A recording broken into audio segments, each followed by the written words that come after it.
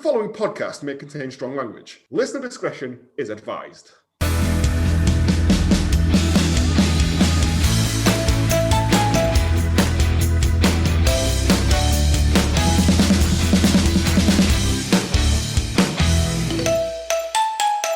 Good morning, good afternoon, good evening, and welcome to Hallmark of Greatness Pod-Castaway, the show that is 100% Peggy Peg. I'm Joe, and with me is notorious art critic and spoon enthusiast, it's James. I call it how I sees it. I'm a spoon enthusiast. You're the spoon man. And with the freshest of air, the freshest of water, it's the freshest Prince of Bel-Air, it's Planty. The freshest HP sauce. Don't, because they have them kids following you around. Papa Savoury, they'll call you. If you want to keep up to date with all the Hallmark of They Greatness already gossip, do. you can find us on Blue Sky, Instagram, and Facebook at Hallmark of Greatness. Or if you want to inject calcium right up in you, email us at hallmarkofgreatness@gmail.com. I need calcium to live. Calcium! Imagine a world without calcium. Calcium. Can you? Come back, calcium! We are on episode 14 of Castaway 2000, the BBC groundbreaking real-life survival / animal murdering. Yeah. I mean, what an episode. Finally, Straight out of the gentlemen, gate. we're going to get What the an homebrew. episode. It We're has a finally going to get the story homebrew arc. this episode. People It's gonna be great. develop. I think this is really around like maybe a day, a couple of days at most. And it's the story of how Ben Fogle became a man. Yeah, I'll give you that, because he goes through all 7 stages of crying. He does. He starts with crying, and then he gets to crying. I mean, what I dug from this as a filmmaker, kind of as someone that went to film school, that we've never seen a single deer on this island at all, and right at the very start we get Chekhov's deer. No, they have shown them in like sweeping panoramic shots. They have shown It's in them. the title sequence. It is in the title sequence, but I don't think we've ever seen it other than the title sequence. And now No, we because finally all get the shots. clips of it until now have been what's in the title sequence. It's just the stock footage of them with a helicopter going over, scoping it out. Shitting them Lofty's up. there, going through all the water. Like Animal dangling Mother, off the bottom of the with helicopter with a crossbow. massive minigun taking them down as if they're the Viet Cong. So yes, for those of you tuning in for the homebrew contest, it's not going to be this week. No, it's been delayed for a further week. We were lied to. They did a classic Castaway bait and switch. We do get a little bit. Toby from Leeds and Mike sneak some of Trisha's wine made from seaweed, sand, and hope. And the look on their faces doesn't make me very hopeful for the competition. I don't know. I will say about that as well. All the other homebrew is just kit homebrew they were making. Yeah. If it's got a black lid on it, you put 2 bags of sugar in. A red lid, 3 bags of sugar. Yeah, if it's Wise white words to live wine, by. 3 bags of sugar. If it's red wine, 25 bags of sugar. I'm like, what is like Jesus? But I was really looking forward to like a MasterChef style, or Jilly Cooper appears on the, not Jilly Cooper, the Jilly wine woman. Gould. Jilly Gould. Yeah. Jilly Cooper's the Jilly Cooper's not. the She'd be on Black pervert Pie writer. Beach. Like Oz Clarke appears and he's like, smells like afterbirth in a school desk, that kind of stuff. But that bloke that's on Saturday Kitchen with the slightly camp way about him yeah, I like him. He's good in the supermarket. Oh, you got to Yeah. try this one. It's only £6 bob. I mean, that's how I measure my. Stornoway supermarket. So there's no more bottles left in the store that we're seeing. They're all now officially behind glass. Yeah, like when you go to a really rough off license. When you got an offer everything's in- just in- like a burst. Yeah, in It's done that in Trafford. our Morrison's. Not allowed to Really? go in and help yourself Bloody anymore. hell, in the posh bit as Yeah. well. How about that? Wow. Now the time to change. But only the really dear wine at James's supermarket. All the cheap stuff isn't behind a Oh, glass. so I thought that was a deer wine. I Was a comment, was yeah. going with it as well. Mate, considering the stuff that they're making this episode, why not? Yeah, make blood wine. We turn very quickly to livestock in this episode. We've got a sheep delivery. So which castaway is it getting traded away? They're all rams, and we learn this because Poreg says they all have a decent set of tackle. All right. Des is placing bets on which rams fuck the most.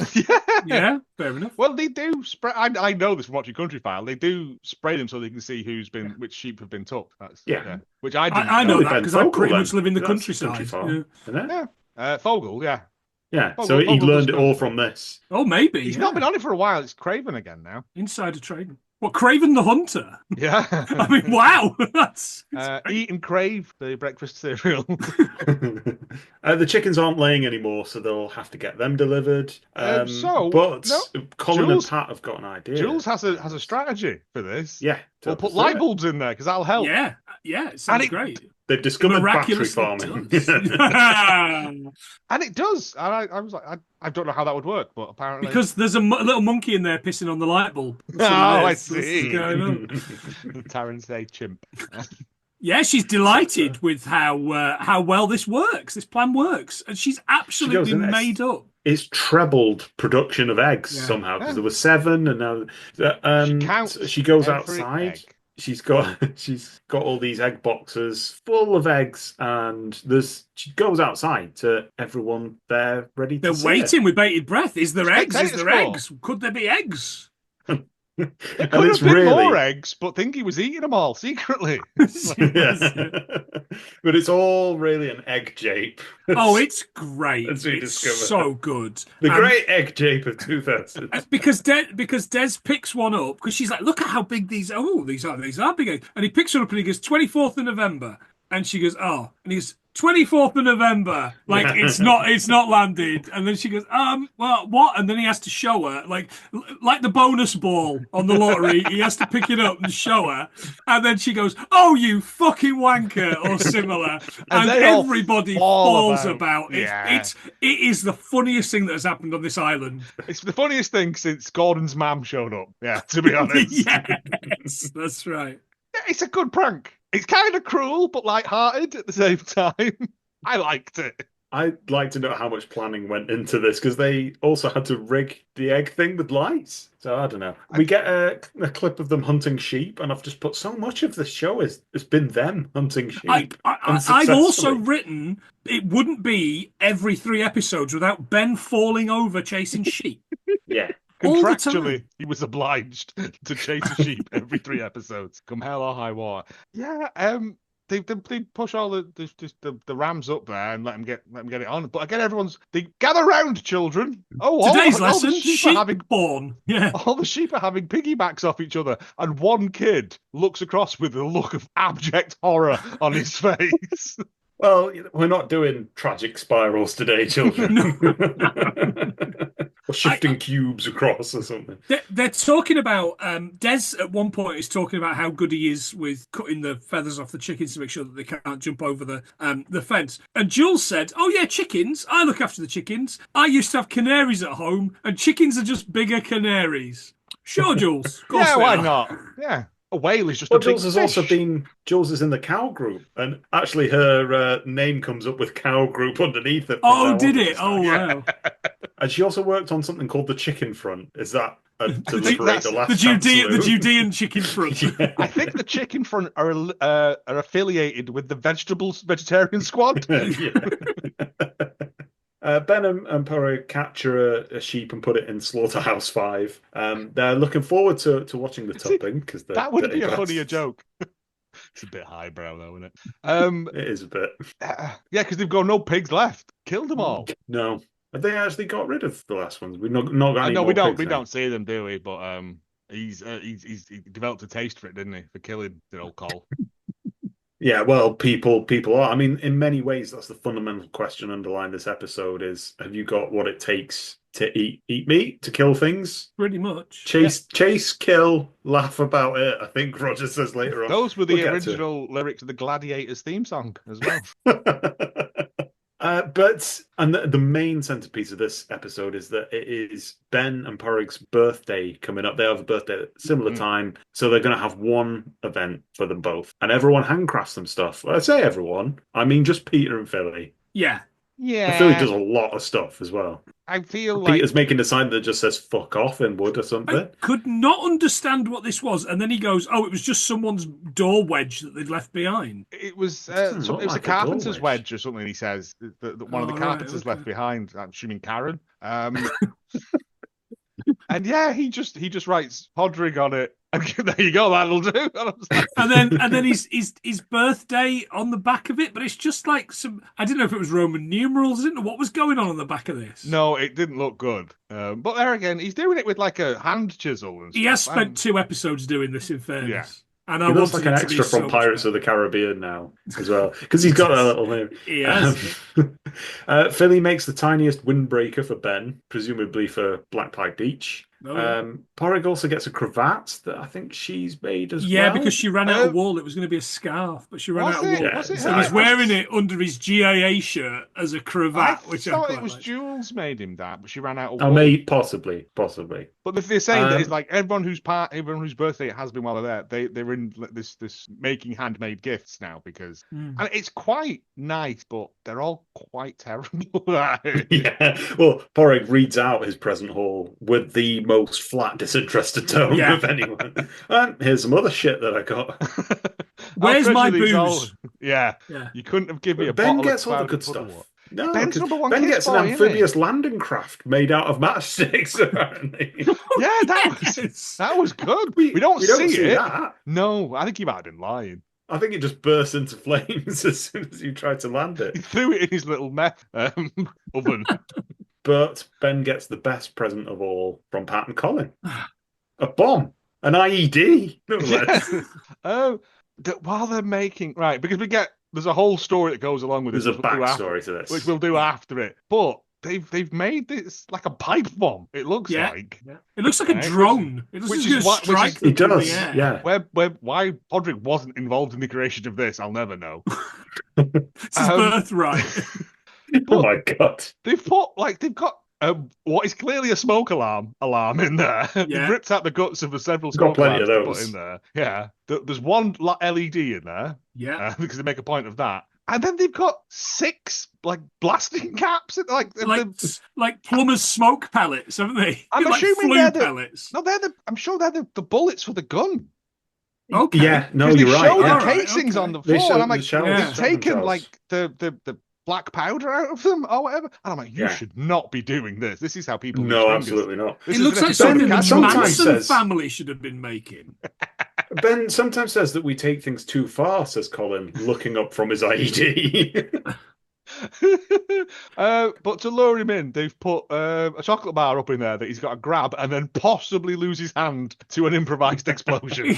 He's got to cut the cables, and there's instructions for how to disarm this, which are being really helpfully but incorrectly read out by Dr. Roger. He's doing it for the bit. He's in on it. And to be fair, I laughed when he was like, cut the red wire. Oh, I mean the blue wire. They all laugh. It's a good bit, isn't it? Like, I mean, we get the line as cat. well. The bomb was delivered to Ben at the schoolhouse party, and I really wanted to see the schoolhouse just exploding into I would have been delighted to know that there'd been some sort of school bombing. It is a cool present. It's really, like really good. the famous Keith Moon story where they put explosives in his bass drum, and then they all went on dinner, and so Keith Moon put more explosives in it, and then everyone else in the Who put more explosives, and as soon as he hit it, it just exploded. Like, and everyone, bloody hell, we weren't expecting that to explode. But yeah, they just did that. Everyone just kept putting more and more. Oh, we'll put a couple more shells in it. It'll be fine. And the next minute, they're all picking bits of lion bar out of the face. Yeah. The other thing that Roger does as well is he's got his stethoscope and he puts it forever on brand. He puts it on the bottom. It's ticking. You got to work with what you've got, and you're Roger. Yeah. Ben reaches in to get the chocolate bar contained, and there's an alarm. Smoke starts to pour out. We don't know if it's planned. And it's also impressive. makes a song. I'm genuinely impressed with it as a gag gift. They put time and effort into it. It's got smoke. It's got lights. It's got a beep on it. Like it's legitimately impressive. I couldn't make this. No, I couldn't, and I wouldn't even have the wherewithal to make it. You know, I couldn't even contemplate making it. I can't Google it because that's how you end up on a watch list. Yeah, but the whole story 13 behind bottles this... of bleach, please.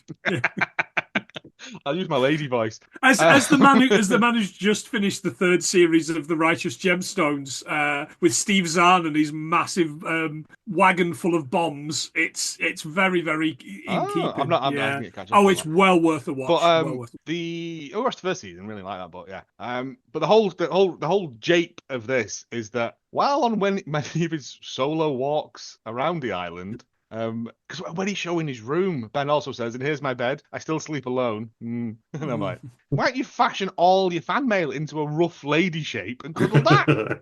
Like one of those terrifying waifu pillow things from Japan. Rough Lady Shape, that's a good TV series. Lady Shapes with Alan Partridge. On one of his many frequent trips to the ground, he discovered, what was it? It's just an unexploded bomb or something. But is it a bomber? Because it just says navigation beacon. Yeah. If found, do not touch. Contact Notify the military. police. Yeah. Notify police. Notify police. Yeah. So he runs back, running back. This is Castaway One coming. He's loving it. Still not come up with a good name for themselves. The cool guys. Call sign Bravo. This is Velvet Thunder. Yeah. Yeah. But also, it turns out that he has got quote unquote military experience because he was in the Junior Sea Cadets. No, it's a little bit more than that. We'll give him a little bit more credit because thankfully, while we were watching this evening after we had our tea, Rachel looked this up, and Ben was a midshipman on HMS Blazer, not HMS Razor or Phaser. Oh, that would have been such a good call sign. Delivering aid to Bosnia. The only battleship that's got a badge on the bucket. The blazer and tie sets are limited. Just some superficial damage to the map. But yes, I was made promises about storage that were not kept. So he finds this thing. They send a military helicopter in. Yeah. And Ben's loving it. And Ben has the handshake down pat because, and you'll have both noticed this, I'm sure, and listen, if you watch this, you've noticed this. He has this strange stooping handshake that they all seem to do in the military. You know, this really strange. He kind of takes half half a lean forward and down. And I thought, that's a fucking military thing.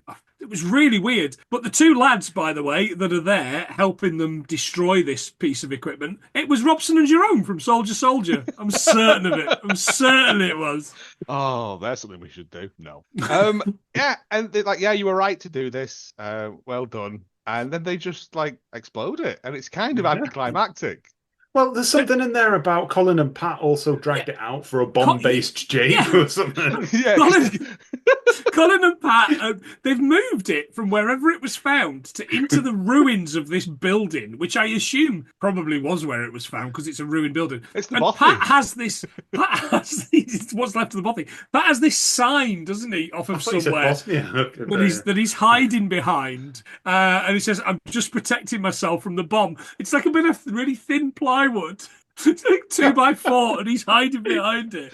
And then they go, is it a joke? Is it a joke? Is it a joke? And he went, no, I'm really scared. He's got a hard hat on. He's got high vis on. It's brilliant. Yeah, I think it's like Jules and Sheila are all going, if this is a wind-up, you're in trouble because there's a helicopter coming down. I'm like, no. And you know it was them. They found it.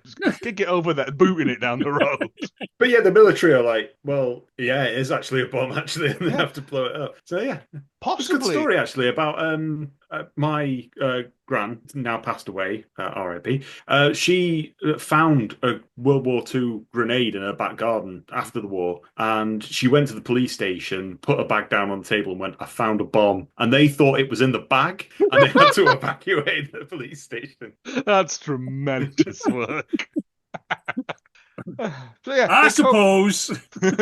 I suppose. So that's why they've made a birthday bomb. That's why they made a birthday bomb. But this is the most exciting thing that's happened on this island in the past 2-3 months. 2-3 years.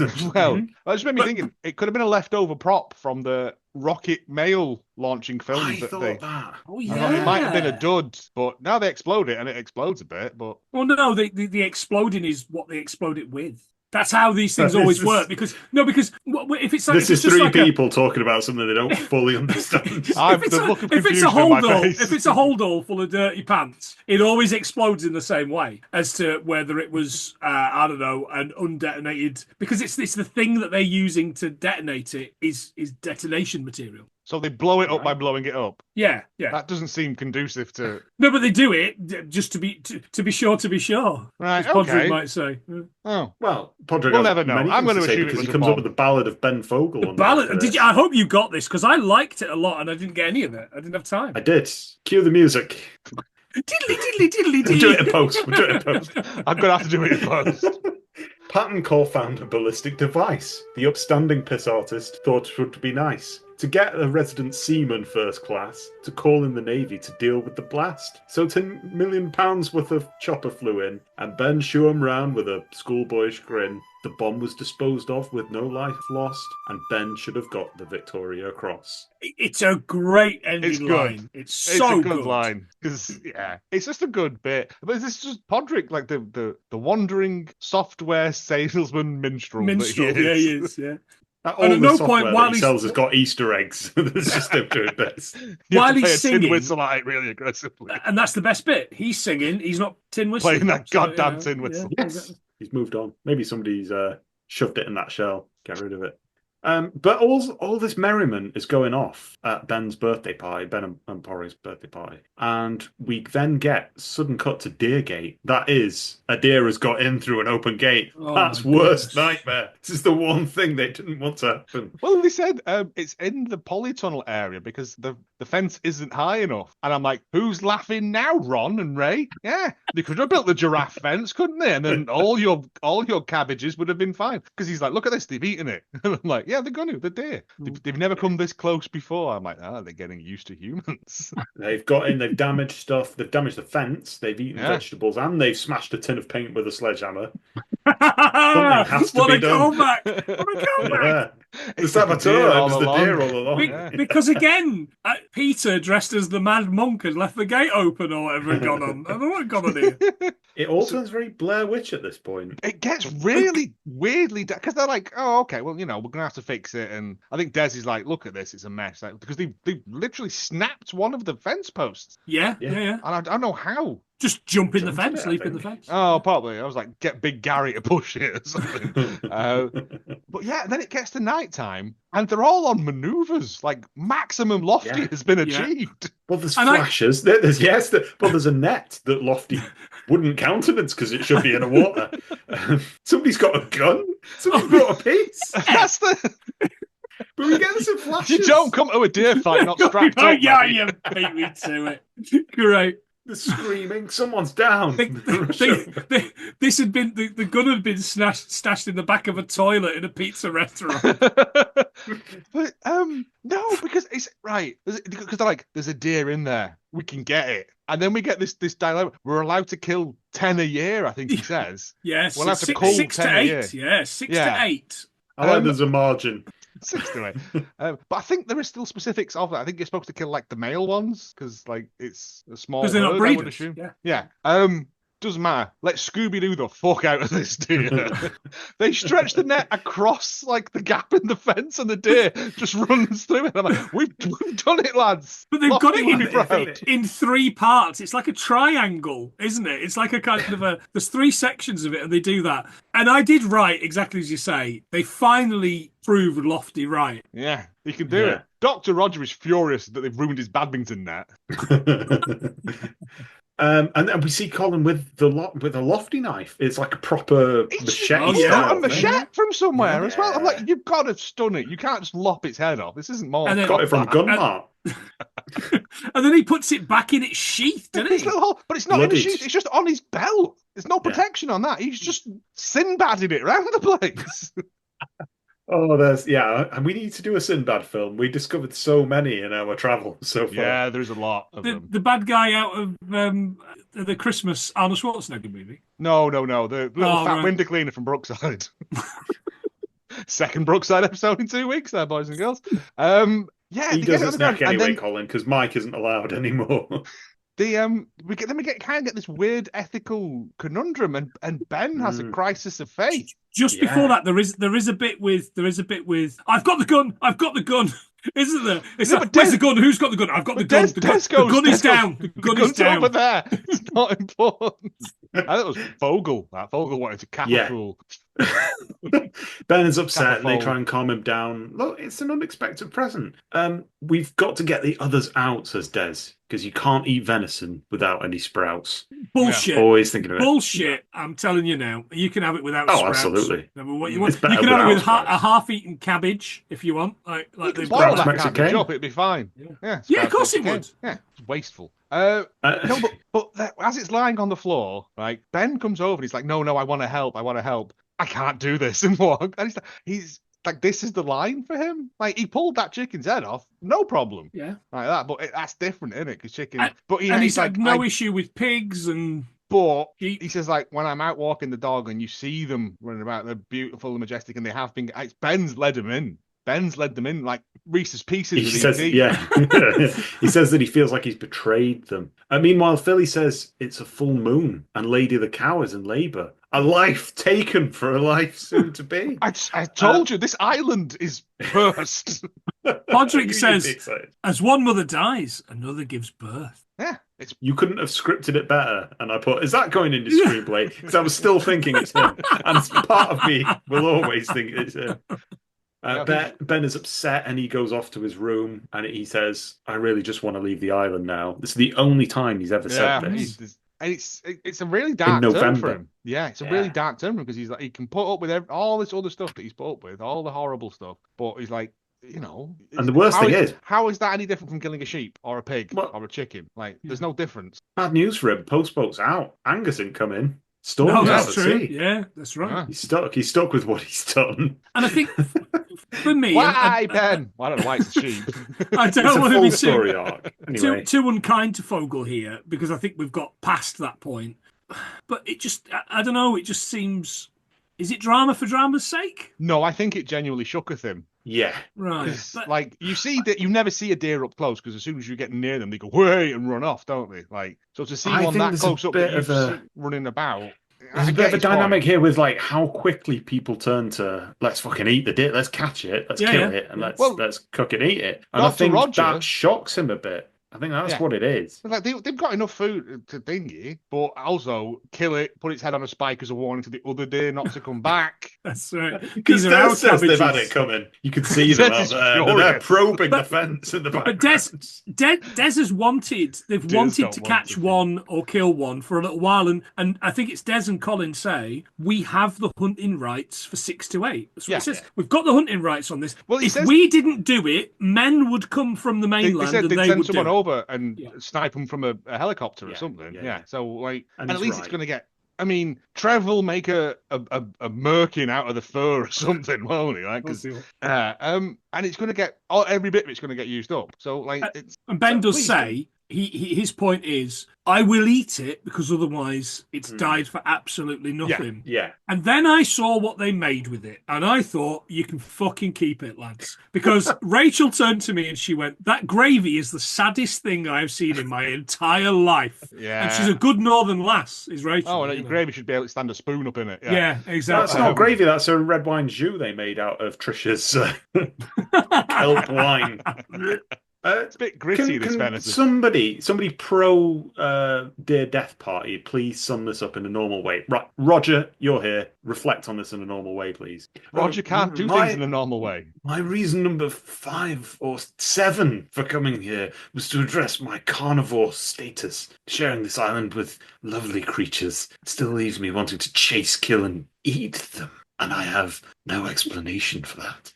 No. It's because beautiful meat or whatever Peter was saying last episode, isn't it? But haven't you got to like cure venison anyway, leave it to hang? Yeah, well, they do. Yeah, you see Pat hanging it. No, they're just skinning it. Are they? No, I thought they were. I thought you had to leave venison to. I don't know. I've never had it. They probably know what they're doing more than I do. But yeah. But yeah, they treat it well. I mean, they kill it in the first place, but then they treat it in the head, and it doesn't seem to be thrashing about like them pigs do. Yes, it looks knackered, to be honest. It's another instance of meat that's been butchered furiously because there's a bit where someone's got a ladle and they're ladling it out of the pan, and there's just a huge knuckle of bone in there. Just throw it all in, make a marrow. It's fine. Yeah, it's tasty. Yeah. But yeah, it looks. But yeah, I think this is the thing. Some people are there for survivalist reasons, and that I can see that they would feel like that's a goal that they want out there. I want to hunt something successfully and eat it. But I think people get a little weird about that. Yeah, and especially men in particular get Mm. really weird about that. Kind Like of barbecues, hunter, yeah. hunter-gatherer. Yeah. But it was the thing. Like Ben said, it would be hypocritical of me not to eat it. But how is that different from Yeah. all the pigs and sheep you've looked after all year? How is that any different from that? But he's not having a go, really. Oh no, he's too polite for that anyway. I think isn't it he? just shooketh him. I think he was Yes. just like, oh, this is nature, red in tooth and claw sort Well, of thing. that's because they got somebody to have the torch on the flash mode for some reason as they were doing it. It made it way Torch more off! horrific. Torch off! Torch off! Des is shouting. military training, Lofty's military training. Finally, that they didn't get to deer netting, did they, on the course? But no, I'm with you on that as well. Like that lovely venison, and they've made like a wet soup and overcooked cabbage with it. But everybody is going, oh, it's really tasty. It's the best thing I've eaten. And Julia C. Grabs a paper towel like you would have in the bathroom, and she wipes her greasy mouth with it, and she goes, the tenderest meat I've ever had. I've only ever had it twice, and that was the tenderest meat I've ever had. Like City of Lost Children or something. Do you know what I mean? Oh, yes. It's a weird bit, but it's just Roger's But bit we get redemption freaks now. me out with it. Yeah. Just his I think he's sniffing his laudanum or something. Like he's getting into his own supply of stuff. Oh, of course he is. What else are you going to do? He's gangster tripping. Like, And it's the year 2000, as the episode suggests. But it's the year 2000, so stuff like that isn't being quite as well, documented, like monitored. Yeah. So he could just go, oh yeah, loads of this shit just fell into the sea when my proper box did. house in it. Yeah. Yeah, and they're it's like whiskey galore, but instead it's opioids. Do you think it was him right at the start when they jettisoned all the crates into the sea? Do you think he sabotaged it? Of course he did. And he's taking stuff. It makes sense. And every now and again, like it's washing up methadone or something. I don't know why they have methadone, but it's turning all the deer insane. Cheese and toast and brown methadone sauce. That's why the kids are loving it. They can't just have one. But on the opposite end of the spectrum, the cow. Oh, lady. Not lady. Lady the cow. Lady. She's giving birth. Because this island is cursed. Grace the calf, but is dying as a result. Yeah, she's got milk fever. That's literally what it's called, milk fever. Sounds like a made-up thing. Or the worst guy that dances at the side of the stage of a ska band. Well, I think Porrig says that you couldn't write this any better, and it is very much like All Creatures Great and Small or something. You get Ben like reading something in a vet's dictionary about milk fever, and then Ben goes, get my little black book, get my little black medical book. And they stab it in the heart with oh no, hang on, that's Pulp Fiction. No, because he's like, well, because the calf spawn, and then they're all happy and stuff, and then I think Philly goes back, and she's like, the cow wasn't herself. Yeah, and she's like, she's a bit shocked by it as well. Yeah, she's like, the head spun round the wrong way for this bloody island. Been at it. It started vomiting pea soup and said, "You motherfuckers, goats in hell" or something. Yeah. And because she knows these animals, she's like, no, she's a stubborn cow, and she laughs at her own joke a bit about it. And she's like, it just wasn't right. So they get the farmer's almanac sort of thing out, and Ben's going, paralysis in the hindquarters. Yes, that seems right. She's got milk fever. And then they go, well, how do you treat it? And they go, hang on, we've got a shitload of calcium shots that they left it specifically for this reason. 10 cc's of calcium stat. Just push some chalk into it. So they do that, and then they phone on the emergency phone for vet Hector. Yeah. I don't know if he's the same vet as last time. Might be. He does NADS and he does calcium. It's to specialism. But yeah, he and Porrig sings the lady, presumably the ballad of Ben Fogle to lighten the spirit. Some rebel song. Good lad. Come out, you black and But no, and it's like I welled up a little bit at this because the vet's like, yeah, if you hadn't done what you'd done, she'd have died. Like, you bought her enough time for me to get here and treat her properly, and she pulls around and everything. And it's not one of those great things that pulls everyone on the island together. It's like we've actually accomplished something that. We've took so much life, and yet we've saved one. Mm-hmm. It was some producer somewhere at the BBC is dreaming up Countryfile and has got all these like CVs on his table of like people like Dale Winton. No, doesn't seem quite right. Sees this on the TV. Countryfile, yeah, Ben Fogle. I could see that. Yeah, It genuinely is like his origin story, isn't it? Yeah, very much and so. And he fucked about with the bollocks the other week as well. Yeah. But he also showed a softer side to animal death. Yeah. He's perfect. He's perfect. It's a very nice juxtaposition of the two things. And I don't think it was it could not have been intentional. No, and Lady recovers again. So it's a full story arc then, the taking of a life, saving of a life on a full moon. Saying that, it's not like the production crew haven't messed with them in the past. They could have been throwing deers over that fence for a laugh. With the egg contraption, but made slightly larger. They should have used that to fend off the deers. To go back to the deer thing, there's a throwaway line which I haven't written. It's just come back to me where Des says there's still 20 of them in here or something. It's like Alien, isn't it? Through the walls. Whoop, whoop. But he said there's still 20 of them in there. We're gonna have to get out, and they're all just banging on about having killed one. And I'm like, well, you've caught and killed one. What the fuck are you doing with the rest of them? By the time you've killed that one, they've munched everything in that polytunnel. Yeah. Well, the day after, he gets a cabbage out. He's like, well, look at this, and it's like a yellowing cabbage. It's horrible. It's only a little cabbage. It's not that special, but you kind of think it's November. It's really at the end of cabbage harvest time. Yeah, as soon as there's a bit of frost on that. But yeah, it's I'm kind of like, what? Where have they all come from? With this deer? Yeah, with lots of them. Yeah, they're eating all your veg. Like you said, it's getting cold. Food's less scarce on the island. There's an abundant supply of food here. Deers are going to, test the water. And, right, we're doing this. All right, yeah, we lost Alan, but, they can only kill 7 to 8 more of us. Yeah. But yeah, you think one of you, like someone you killed out and someone just chased the rest of them out. Yeah. Because they're filling their pockets with runner beans. Well, deers don't have pockets. but yeah, I think it's just the giddiness of it all. They all got caught up doing special army commando secret soldier boy. Like Lofty's going to laugh at us if we don't do this. Yeah. Yeah, he laughed at our weak net skills. Who are you kidding? Show him. Lofty hasn't got a TV license. No, I don't know. He's seen Ray Mears and he's got a few opinions. He watches that down the Legion. No. He's drinking out of his pewter tankard that he brings. They keep behind the bar for him. 98p a pint. Of course he does. Yeah. And that's kind of it. Oh no, we get Is there not another bit about what's the best thing? I was that in the early one. The best thing about being on the island. Because Tammy is like, because Tammy and Thingy are doing this together, aren't they? And it's something like, what's the best thing that's happened to you on the island? And Toby from Leeds says, what's the best gift you've had? That's back when they're talking about gifts. Best gift you had. And he says, you're the best gift I've had. You're a present that I'll open up later in the year or something. No, he doesn't say that. She looks at him and it's like a withering look of, that's the corniest thing I've ever heard. A withering look of, fucking hell, it's only been 2 months and I've had enough of you already. I wonder if they're still together. I don't. I'll tell you after. A little section from the book. Last week I talked about issue 2 being Mike and Tanya. Mike and Trish at it, writing knives. Inverted comma.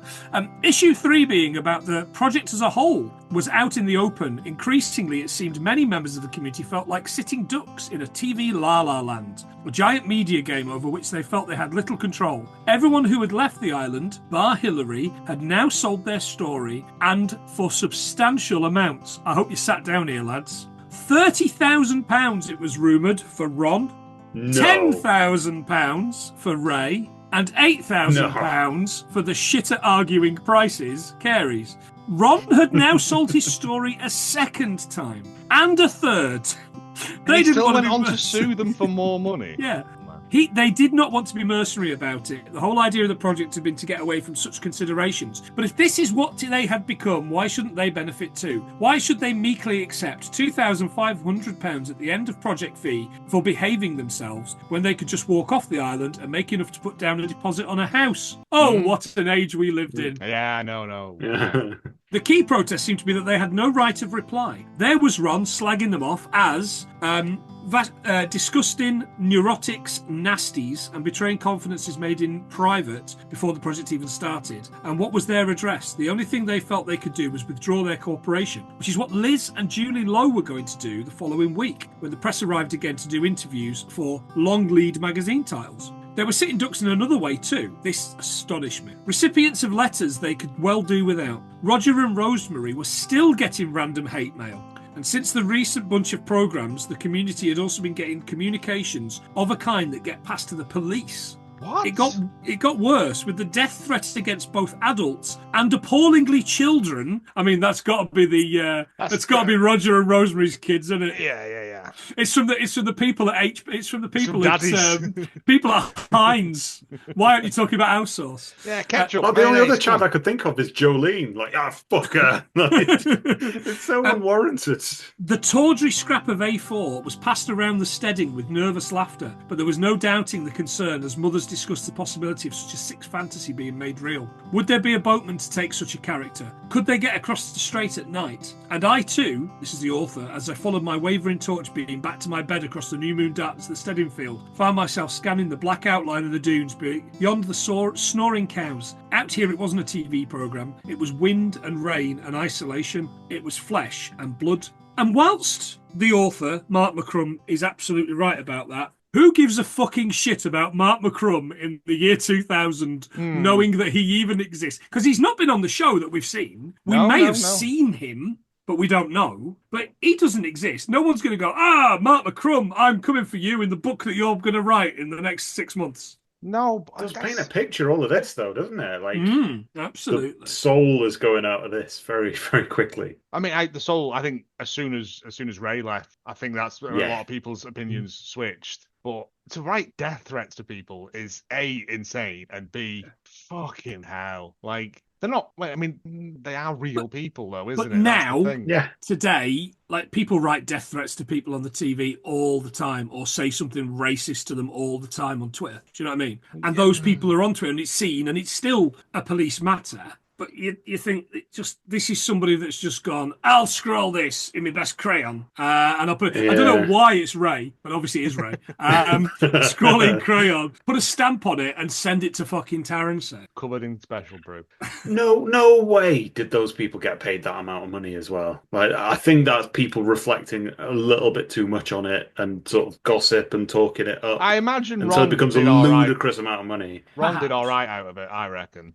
Ron, because if anyone can, he was the drama one, wasn't he? Ray would have done better, but he had a Jason Bourne moment in a taxi, and then went just insane in a little, as we discovered. And I think like Gordon and Cassie probably wanted to just put the whole thing behind them, and were like, we'll tell you what we know, but that's they want the vet to some kids. Yeah, just want to leave the country, and probably the best thing for them, to be honest, because. But yeah, that's put a bit of a dark sheen on her. Yeah, sorry. No, it's fine. I mean, it's not all fun and games, is it? You know, sometimes you've got to kill a deer, and sometimes a cow gives birth. Like it's a circle of life. Circle of life. Elton John said. Yeah. That's that episode, isn't it? Really? Nothing else happens, is it? No. Right. I mean, that's enough, I would say. Oh yeah. Get it in the water, or I'll kiss your daughter. Drinking from a puddle, giving her a cuddle. Nasty.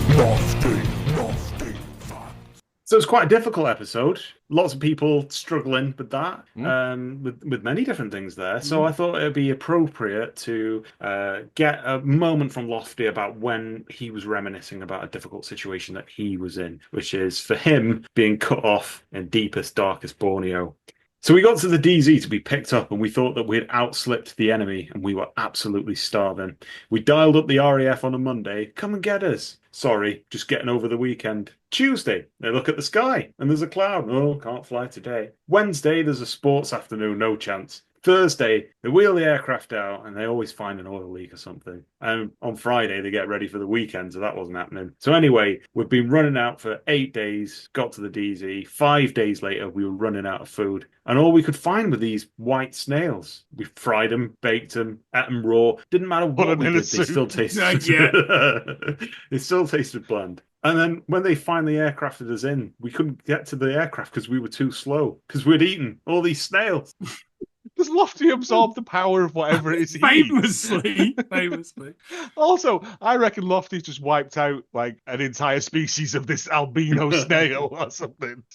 So, but is the RAF run like some kind of 18 to 30s holiday? What's going on there? Yeah, we're getting over the weekend. We can't fly. Right, so if you're going to start a war, do it at the weekend, I guess, is the main takeaway from that. Lofty's. Heard it here first. I would also have liked it to be get it on a fence post or I'll kill your deer or whatever. I'm not changing the lyrics now. Oh, well. I don't think I've got the original file. That's that episode, boys and girls. Your favourite lines from the episode. Ben sometimes says that we take things too far. He's fair, like. Yeah, but they're just chickens. They're just giant canaries. Say goodbye. Bye.